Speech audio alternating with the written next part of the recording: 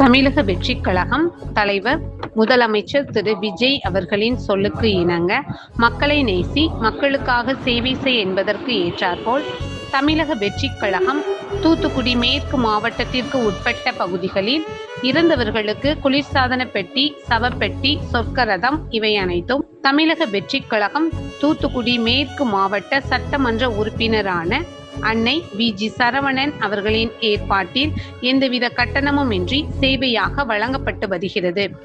இந்நிலையில் சிறுதொண்டநல்லூர் மணலூர் பகுதியைச் சேர்ந்த தாசன் அவர்களின் மகன் மணி அவர்கள் 12/5/2026 அன்று வயது முதிர்வு காரணமாக காலமானார்.